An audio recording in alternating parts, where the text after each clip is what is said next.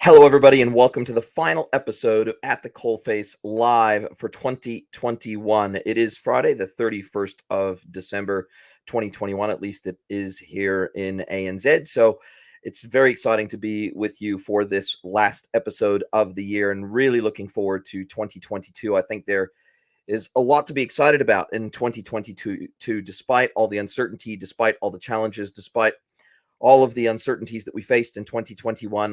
I remain bullish on 2022. I remain excited. I remain passionate, and I really look forward to 2022. I think there's going to be a lot happening in our space, in the digital space, in the e-commerce space, in the digital commerce space, omni-channel, and the whole works. I just think 2022 is filled with promise, and I think we have to see the silver linings in as many things as we can. We have to be positive about as many things as we can. It's easy to be negative, but when we start to see the positive, it makes it easier to put ourselves in a better headspace and in a better heart space to embrace all the good things coming our way, and in order to weather the storms and the challenges that come our way as well. So very much looking forward to 2022.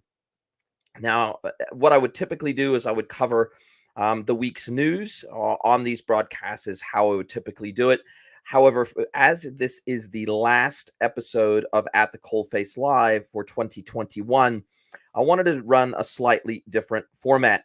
So the first thing I'm going to do is I'm going to run through some of my personal stats for the year in terms of my social and LinkedIn in particular, and the podcast and a few other things. I've got some exciting growth that's happened there that has really given me an additional reason to be very happy about 2021 and to look forward even further to 2022.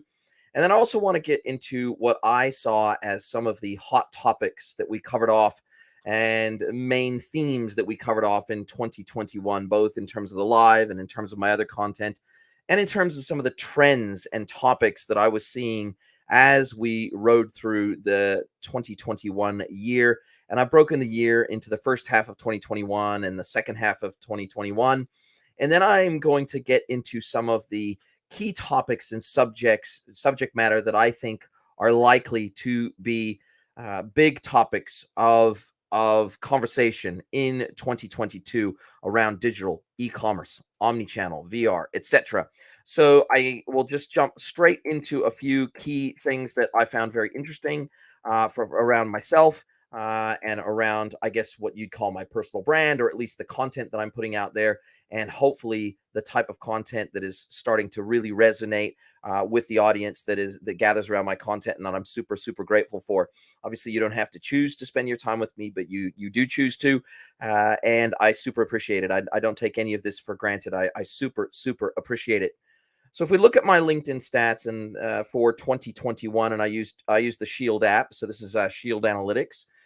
So it is probably the best analytics suite for LinkedIn in the market. I'm not aware of any others that do it as well as they do. And if we look at my total posts for the year, I ended up 12% for the year. So I posted 438 posts for the year, had over 1 million impressions or 1 million views for the year, ended up 1.1, just over 1.1 million, which was up 1% for the year, which wasn't perhaps up as much as I would have liked. I mean, these are just vanity metrics, right? Impressions, likes, followers. These are all the vanity metrics. I'll get into the more hard metrics a little bit later on, but when it comes to vanity metrics, obviously you want to see if you increased your posting by 12%, you would have liked to have seen your impressions grow at about the same amount. But hey, look, you can't control these things. And at the end of the day, I try to, post in a very niche way. I try to attack things in a very niche way that resonates with me. And hey, it resonates with some people. It doesn't resonate with others. I don't try to be generic. I don't try to be broad in my content. My content is quite niche. And so, versus other posters that maybe post much more broad content topics, much more broad marketing or general business related topics, they will tend to see much faster growth than someone that posts in a niche way like I do. So I can deal with that. I'm very happy to see any growth at all. And so I'm very thankful for that. When we look at likes were up 5% on the year, over 11,000 likes for the year, and grew my follower count by over 28% for the year. So well over 23,000 followers now. So super thankful for that. So follower count, up significantly, up by nearly a third on the year. So again, just super thankful for all of the people that have chosen to join me on my content journey throughout 2021, and I'm sharing my content across more channels than ever now. Obviously, putting a massive emphasis on the podcast, putting a much bigger emphasis on Instagram and even TikTok. And then all of my content tends to be auto-published out to even YouTube. So my podcast episode is sent out as an audiogram to YouTube. So basically, it's a video version of the podcast is sent out to YouTube. So, it's been a very exciting year from that perspective. And when I look at the engagement metrics, those are the ones that probably excite me the most of all. So if we move away from the more vanity type metrics, which is just your impressions, your likes, your followers, all that sort of stuff, and we look at the actual engagement metrics. We look at comments, over 6,000 comments on my posts for the year. That's up 10% on the year, which is super exciting to see. Shares at 137, up over 1,000% on the year. That's super exciting to see. And then we would look at the overall engagement rate, the average engagement rate across all my posts at 1.56%. That is up 7% for the year. So when I look at my headline engagement rate being up nearly 10% on the year, that is something that I'm super excited about. And so on the latter half of the year, I really started to focus on a lot more short video content for LinkedIn. So I'd produce the content on TikTok, and then I would redistribute it over Instagram and even LinkedIn, and then put a full LinkedIn post supporting those videos. And video, because they tend to have much lower view counts than text posts, your engagement rate by default tends to be a lot higher with video content versus written content or image-based content. And as a result of that, the more you focus on video on LinkedIn, the more your engagement rate or your average engagement rate will tend to increase. And so I'm going to definitely be focusing on that more and more in 2022. I'm going to continue to have a focus on the written content, but also have a growing focus on short video content, stuff that's punchy, stuff that communicates quickly, stuff that gets the messages out there quickly and is easy to consume, because those videos are a minute or less in length. So very, very snackable content, very easy to consume content, even on a channel like LinkedIn. So looking forward to seeing what the engagement rate does in 2022 versus 2021. Now, if we look at the podcast statistics, so this is my At the Coalface podcast. I only started posting consistently to the podcast channel in June of 2021, so around the middle of the year. And we had some phenomenal statistics that we ended up the year with. We ended up with a total download count for the year of over 3,500 downloads for the entire year, up 324% versus 2020. Total downloads so far of the podcast during its lifespan, over 5,500, 5,600 downloads for the full lifespan of the podcast, growing very rapidly. Again, the trend is up. Our biggest month for 2021 for downloads was October, and that was up massively over the prior few months. So definitely growing, definitely seeing consistent listenership go up and an engagement with the podcast growing. Super excited about that. Super excited about the guests that we're going to have on in 2022. And I expect these numbers to continue to explode for the podcast. Again, I focus on a very narrow niche with my podcast. I'm not just a generic e-commerce or digital commerce or digital retail tech podcast. I try to be as niche as I can, and that's really focusing down on the SaaS tech supporting e-commerce, omni-channel retail tech. So trying to use my strengths and leverage my technical strengths in my ability to ask very technical questions of these platform vendors and these platform leaders, and being able to bring those questions to the table that I think the audience would want to know answers to, and trying to ask those types of questions and have a really interesting and unique dialogue with these platform and tech vendors that they wouldn't get anywhere else. And so that's both a draw card to bring new guests on, but it's also hopefully a draw card for listenership to continue to grow. Very, very excited about the podcast and where we're going to go in 2022. The latest episode that dropped yesterday was episode 111. We crossed the 100 episode barrier in the latter half of 2021. Super excited about that. We crossed that barrier 11 weeks ago, obviously, because we drop one episode per week consistently now. And this latest episode was talking epic new e-commerce fintech and social shared payments with Cameron Richardson from PaySquad. If you haven't listened to that episode, please go and check it out. I think you'll find it super interesting. What Cameron is developing right here in the heart of New Zealand in terms of new fintech is amazing. I think it's going to resonate with a lot of retail customers, and effectively it's technology that allows you to split the payment for an e-commerce purchase across multiple people. Think gifting scenarios where, hey, you and a sibling want to buy something from mom or dad, and you want to buy that online, and you want to easily be able to split the cost for that purchase amongst you and a sibling or siblings. Then that is exactly what PaySquad allows you to do in an easy, seamless, mobile-driven, mobile-led way. We ended 2022 with a total, we plan to end 2022 with a total of 163 episodes minimum to the podcast as of the end of 2022, because we will be putting out at least one episode a week, perhaps more, depending on if we have some special episodes, if we have some episodes where we're covering some content that I want to cover specifically that isn't necessarily a guest episode, anything that's sort of time sensitive and important to bring to the market around a podcast, I will be doing. So we will end with at least 163 episodes at the end of 2022, maybe more. I'd love to end with maybe 175 episodes on the year. So let's just see where we end up in 2022. But my proudest statistic for the whole of 2021 in regards to my content is that after my first full year-end business as an independent consultancy with my own company, I still have not spent a single penny on marketing. So basically everything that happens in my business in terms of inquiries, it's all inbound. So all of my business is inbound driven. And I don't do any outbound marketing. I don't do any cold calling. I don't do any cold DMing. I don't do any cold emailing. I don't do any of that stuff. And what I'm also super excited about is the growth of the digest, the At the Coalface Digest, which is my premium newsletter. We've put out a number of really solid newsletters this year. I think we're up to 5 or 6 now monthly newsletters that we've put out since the middle of 2021. That is seeing growth. Super excited about that. And I really, what I like is being able to give back to the community that has treated me so well over the last 20 plus years of my career. The industry has been very, very good to me. So effectively, my content is my love letter back to the industry, and it's something I love doing. It forces me to stay abreast of the latest happenings in the industry, and at the same time, I get to share those learnings. I get to share those experiences. I get to share, hopefully, based on both my experience, my history, and also the patterns that I'm seeing emerge, that I see emerging over and over and over again in our industry.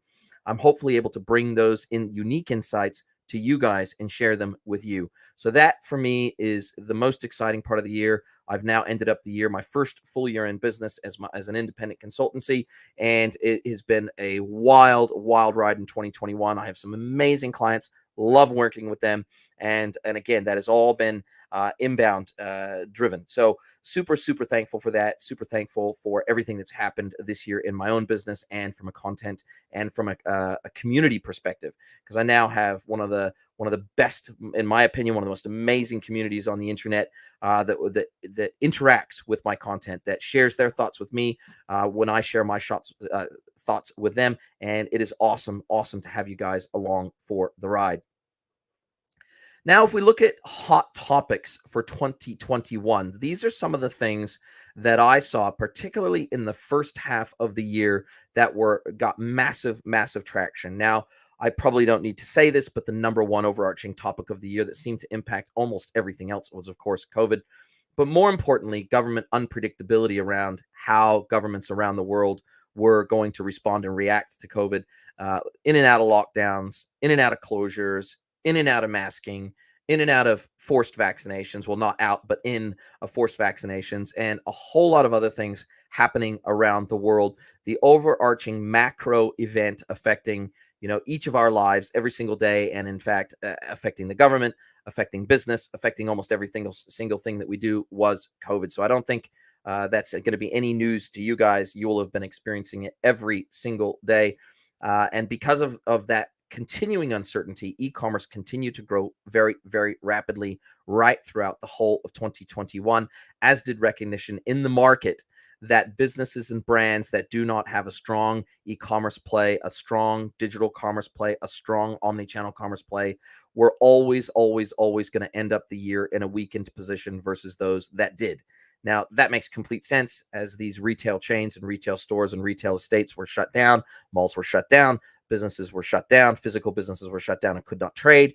Obviously, e-commerce was left to pick up the slack, and many businesses simply either did not have that play at all, or they had a very, very substandard e-commerce experience, and those are the businesses that suffered the most in 2021. I expect this to continue into 2022, although as more businesses continue to open, obviously it's going to take some pressure off of e-commerce, but it is absolutely going to remain very, very important into 2022.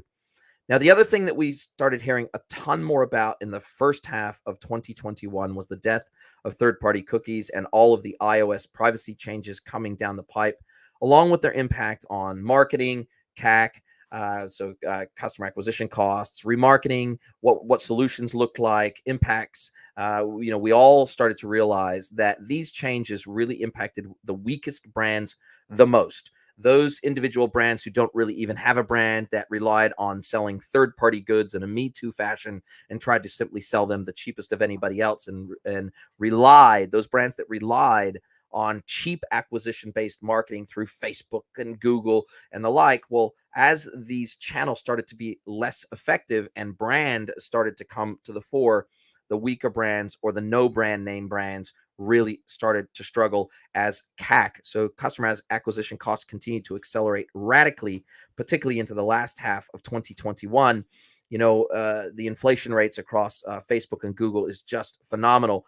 And as a result of that, what we saw was many of these weaker brands that had relied on very, very cheap and very easy customer acquisition, and the ones that didn't focus on customer retention, average order value, and customer lifetime value, those were the brands that suffered the most. And again, I expect that to continue into 2022. The other things that we really saw come to the fore and get a lot more attention, particularly in the media in the first half of 2021, were CDPs and PIMs. CDPs being customer data platforms and PIM being product information management platforms. I saw across my own network, my own client base, as well as in my content, CDPs, PIMs in the news just absolutely shot through the roof. And it absolutely makes sense. It goes along with that point that I made earlier around the death of third-party cookies and iOS privacy changes, and brands really looking at ways that they could remarket to their existing customers, that they could treat their customers better, that they could respect their customers better, that they could know their customers better in terms of zero and first-party data, needing CDPs to be able to make that happen and be able to market smarter and better and on a more one-to-one basis to their customers and be able to segment really granularly for their customers. CDP started to get some real strong attention, combined with the fact that there was mass consolidation in the CDP space, many buyouts, many vendor consolidations, many mergers and acquisitions in the CDP space happened in the first half of 2021 in particular. And so that's why we saw so much attention being heaped on the CDP space. Now, when it came to PIM, product information management, we saw both PIMs and PLM, so product lifecycle management and product information management platforms, getting massive airtime and entering the standard tech lexicon. So, entering the omni-channel lexicon. Almost everybody knows what a PIM is. Almost everybody knows what a CDP is. If you work in our space and you don't know what those are, then you should probably learn, because these are going to see massive traction moving forward, as they did in 2021, and they are going to become a much more common part of the omni-channel commerce stack in 2022. Now, the other thing we saw a lot being talked about in the first half of 2021 was replatforming for e-commerce. What we saw demand accelerate very, very rapidly for SaaS e-commerce platforms, the likes of the Shopify's, the BigCommerce, and what we really saw, particularly, in the second quarter of the year, we really started to see some of these other SaaS e-commerce platforms come into focus as well, including VTEX and some other SaaS platforms starting to really see some traction in the second quarter of 2021. We also saw headless continuing to see a lot of traction, at least in terms of talk. Not necessarily as much action on the headless front as talk, but headless continued to remain a massive, massive buzzword and topic of conversation. And I continue to receive a ton of questions from my clients about the potential for headless in the first half of 2021, not so much in the second half. We continue to see massive conversations around social commerce and marketplaces in the first half of 2021 in the setup for the back half of 2021. Where was social commerce going? Where was Facebook shops going? Where was Instagram shops going? Where was all of the social commerce going to be happening? What did that look like?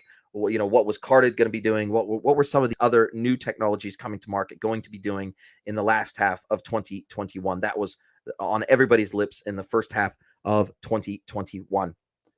Now, in the last half of 2021, we saw a distinct and marked shift in some of the topics being discussed. Some of those from the first half carried on, some of them fell away and were replaced with other topics that I started seeing getting a lot more traction in the last half of 2021. So in the last half of 2021, supply chain disruptions, we started to hear about supply chain just being absolutely strained to the breaking point. That's pretty much all we heard about in the last 6 months of 2021. What were the major brands doing about supply chain?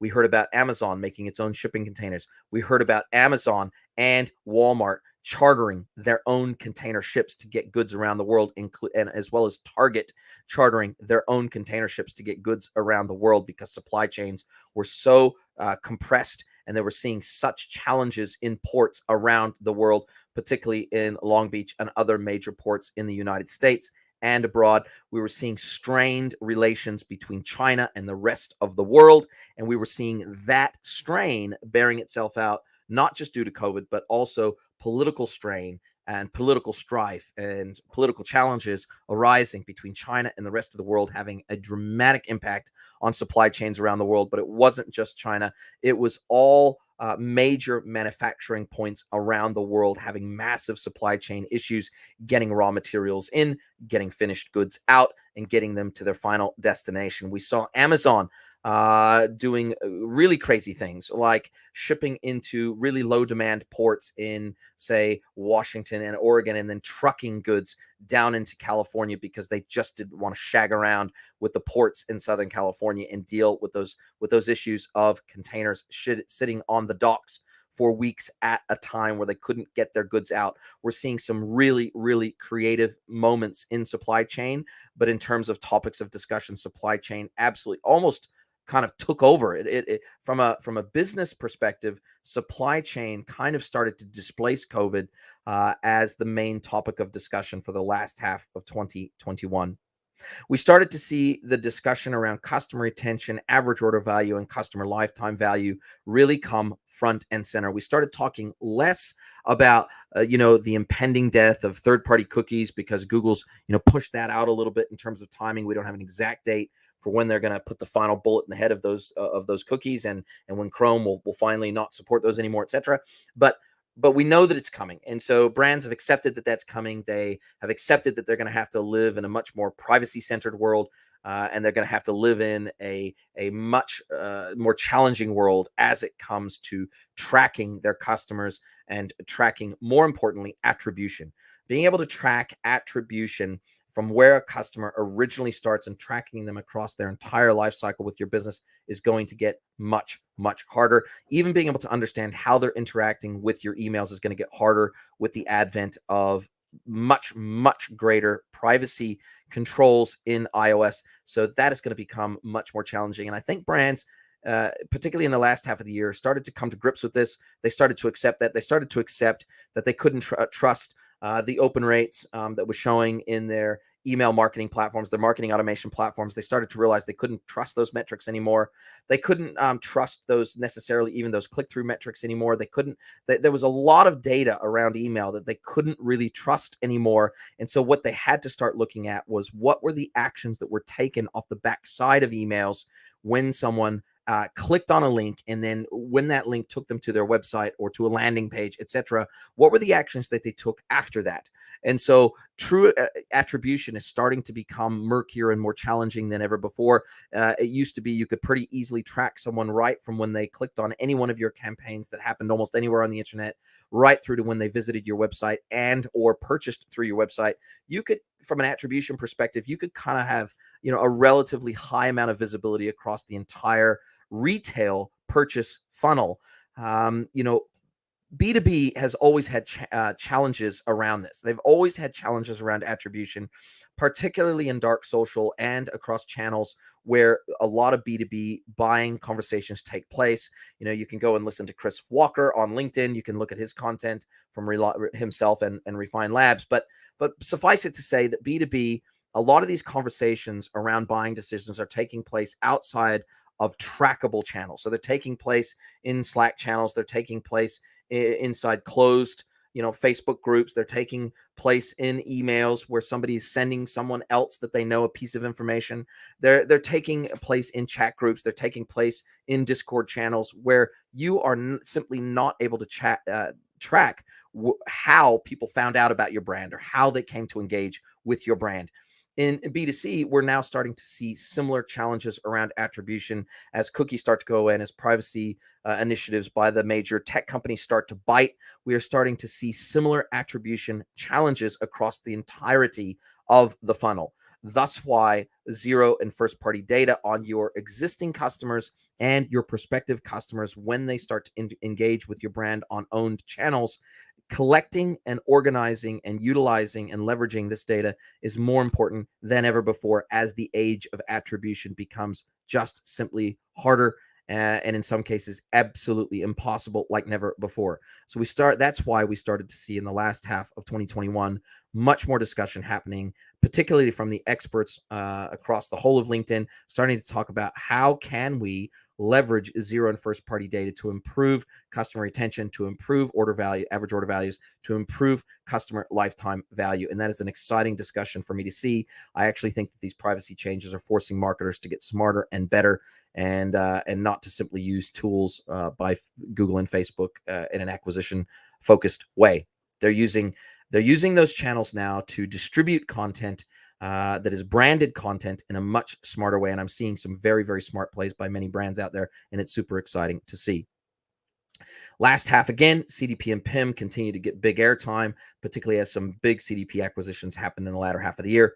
And then, of course, we finished off the year, the last half of the year. So the final quarter of the year, we really started to see NFTs, primarily as collectibles and art, start to get some absolutely massive traction. They started to come into the normal everyday lexicon in a small way, a light way. We also started to see discussions around the metaverse that entered the tech and early adopter dialogue and lexicon, particularly those of us that work in e-commerce, that work in digital, that work in tech. The metaverse started to gain some much, much bigger traction as a holistic topic and a holistic point of dialogue in the last half of 2021.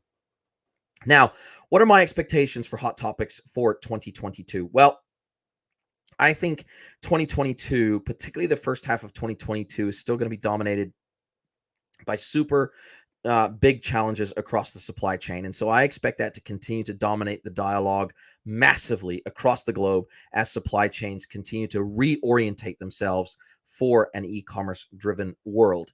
And so instead of, shipping pallets and container ships worth of stuff, we're seeing a lot more single and small items and carton sized items being shipped around the world. And as a result of that, the traditional just-in-time supply chain model is fundamentally broken. I think we've seen that. I think 2021 bore that out. I think everybody cutting it to the bone and not carrying stock locally and all those things, and not diversifying their supply chain in terms of carriers, in terms of manufacturing countries and locations and legislative scenarios. I think that the supply chain is going to have to reorientate itself massively across every single touch point of the supply chain, right from concept and design, right through manufacturing, right through distribution, right through last mile to the customer.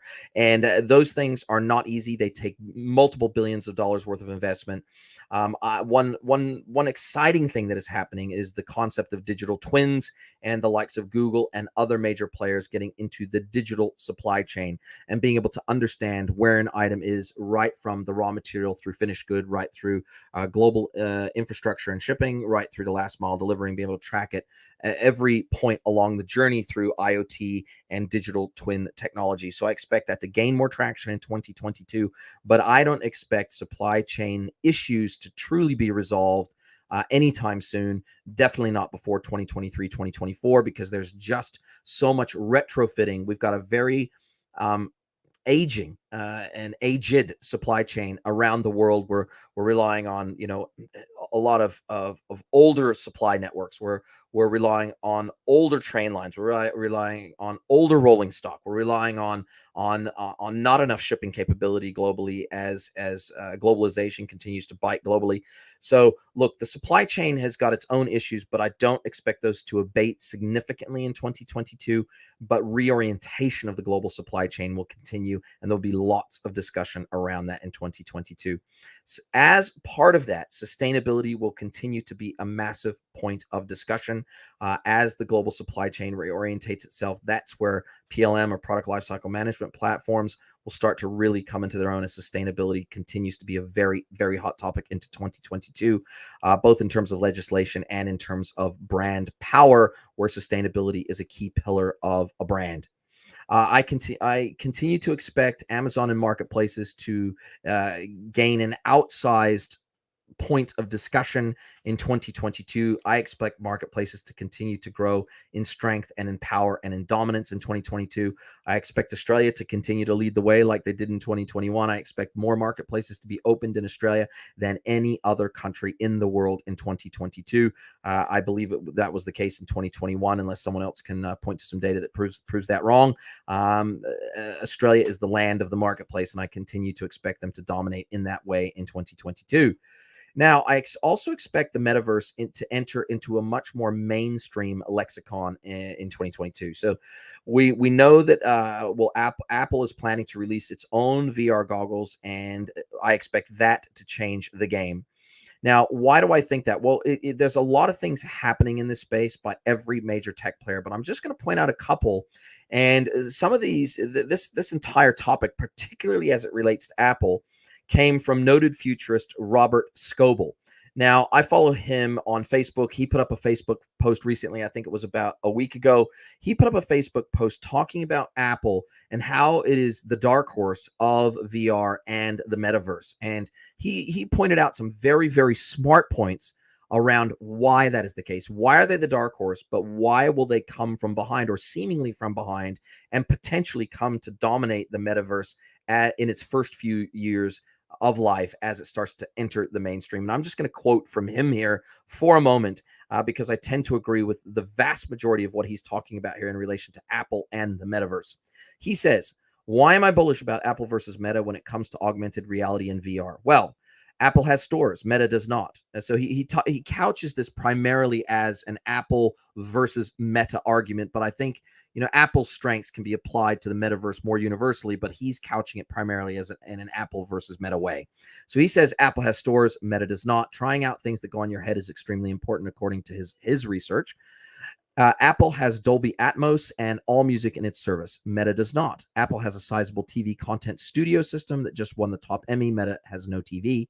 Apple has Apple Pay for making buying things much easier than using crypto. Apple has all movies and already has 4K and Dolby Vision. Meta has none of those.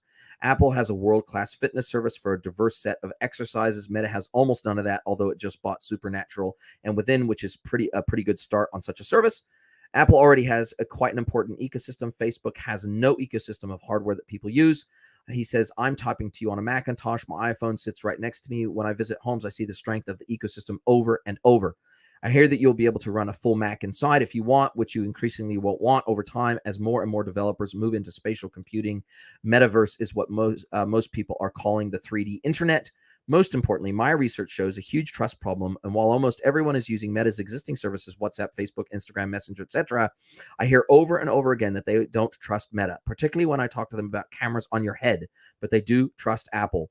When I tell my consumer research subjects that the Apple One will map out their homes and know everything about them, they almost always answer, I trust Apple. One guy showed me his watch and he said it already has my heart and fall information. This is just the start. I hear Apple has figured out how to make it social, even in a family event with dozens of people over at your house. So again, that was from Robert Scoble. Go and follow him. He's a noted futurist, and I really like a lot of his content. He puts out some really smart, insightful stuff. Don't agree with everything that he says or his take on everything, but on this one on Apple, I think he is absolutely spot on. So watch him on that front. Now, in 2022, I think NFTs and smart contracts for customer engagement are going to see a lot of discussion. I think we're going to see gas fees drop to near zero as Solana and Eth2 take hold and entire ecosystems get bigger, easier, more common.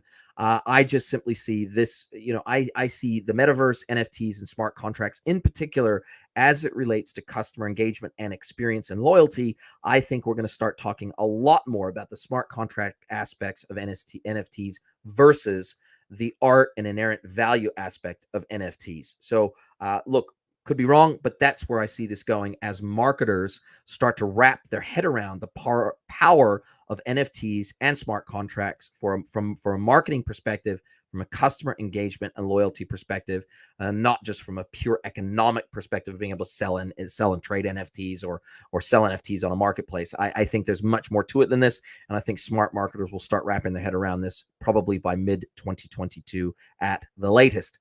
Now, I think we're going to continue to see massive discussion around CDP and PIM, and that leads me to my next point, which is that I think we'll see an omni-channel discussion resurgence as physical retail continues to reopen.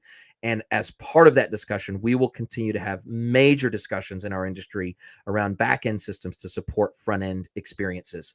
What do I mean by that? I mean that many, many businesses that I'm exposed to, many potential clients I'm exposed to, and lots of businesses that I talk to still do not have great back-end omni-channel systems, whether that be not having an ERP at all or having a legacy ERP that's on-premise. Maybe it's not SaaS, maybe it's not flexible, maybe it's not API driven, maybe there's all these challenges we're seeing in the industry around back-end systems not able to support omni-channel front-end experiences.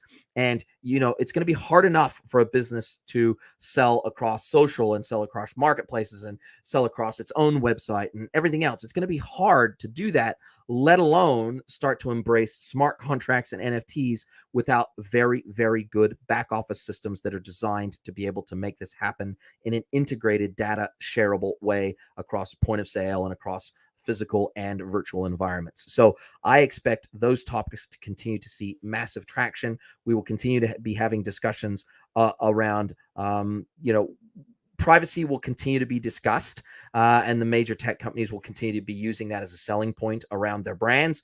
But I think more importantly, being able to understand your customers, recognize them across all of the channels that they choose to interact with you through, including physical channels, biometrics, and the like, I think those are going to continue to see massive discussion in 2022. Again, thank you very much for joining me today. That's pretty much all I wanted to cover. That finishes off the topics that I think will see lots of discussion in 2022. Love you guys. Thank you so much for spending so much time with me in 2021. Look forward to growing with you in 2022. And as always, I'm available on LinkedIn and almost everywhere. So if you have any topics you would love to see me cover in more detail in 2022, feel free to DM me, email me, message me. You can find me on the Greenwood Consulting website. You can find me on the Digest website. You can contact me through the podcast website. You can contact me almost anywhere. But if you guys like what I'm doing and want to send me some ideas about stuff you would like me to cover in more detail that would be useful to you in 2022, feel free to fire that through, and I will do my best to weave it into the discourse in 2022. Again, thank you guys. Happy New Year's Eve. Have a fantastic New Year. Don't drink too much. Make sure and drink a lot of water before you go to bed, and we'll catch up with you in 2022. Thanks, guys. Bye-bye.